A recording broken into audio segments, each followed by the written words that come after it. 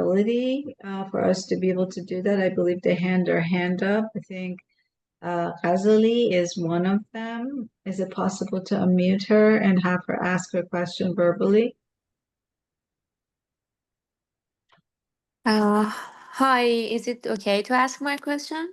Yes, go ahead. We can hear you. Thank you so much. Okay, thank you so much for the information. So I have 2 or 3 questions. Currently, I'm on OPT visa and it will expire the first round, January 26th. You know that because my major is STEM, so I can extend it 2 more years. I want to know if they want to do any changes, apply any changes. Is it going to apply to people who are currently on OPT or no? They may put a new law and say, okay, from now on, people can't apply for OPT. Next question I have is that currently I could find job, permanent job, that the company is governmental company and it's E-Verify. But because I just started, I don't know how long is it polite to, I mean, how long I should work and then start asking my manager. Because you said every April I have chance to ask the company apply for H-1B visa for me. So I don't know, should I work 6 months and then mention this, or is it okay to just mention it now for not wasting my time? And the last one is about Globally AI that I want to know, is there any training video like 15 minutes or 20 minutes to show us step by step how we enter our information to get that free visa information? Thank you. Wow, a lot of questions. So Yeah. thank you. Um, Dr. Kazemi?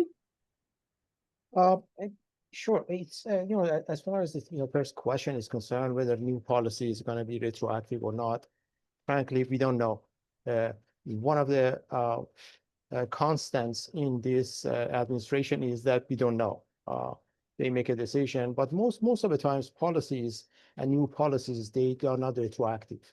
That means as of the date of enactment of that particular policy, they move forward. But again, that's very hard to say at this point. As far as asking your employer, my recommendation always being that it's better to stay with that employer for 2 reasons. One, whether you want to stay with that employer in a longer period, and at the same time, you want to show that that you are not jumping from one employer to another, and also the issue of that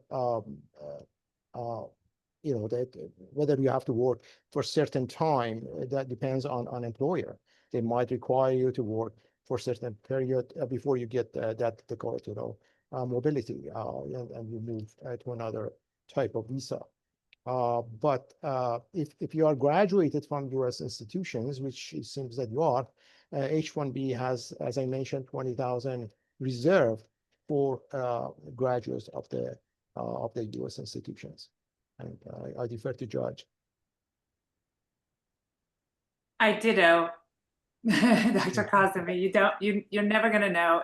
These are called civil matters. If they want to make it retroactive, they can make it retroactive. Even if they make it effective, they can sort of say effective now for all.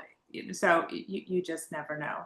And the one thing I do want to emphasize that I've been hearing is that there's been such pressure on the agencies to basically act in an enforcement fashion.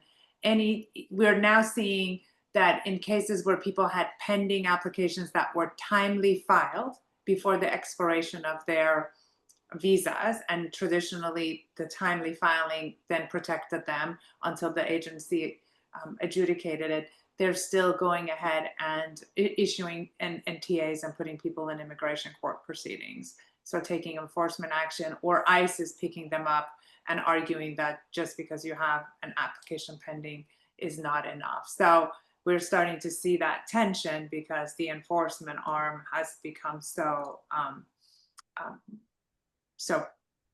predominant in their goals.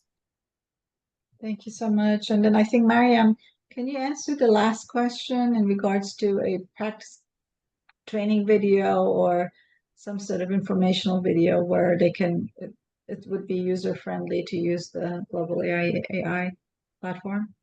Sure, definitely. Great question. Actually, let me share my screen again and show you how you can utilize Globally very easily.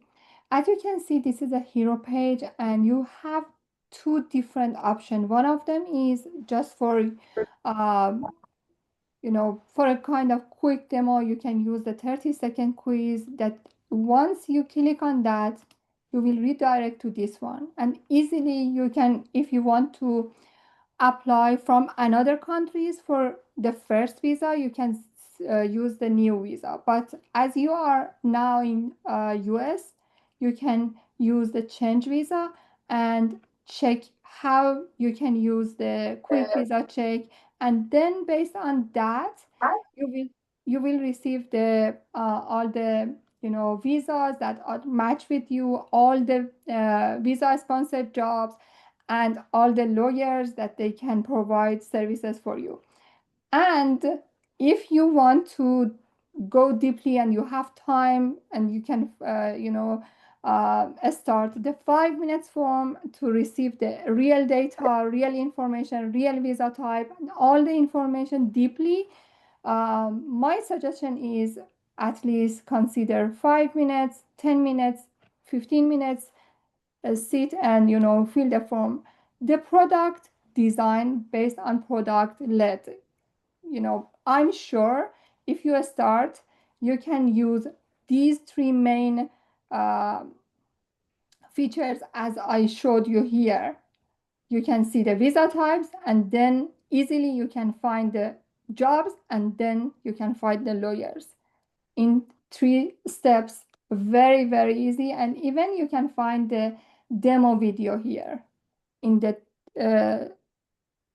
the bottom of the landing page, globally.ai.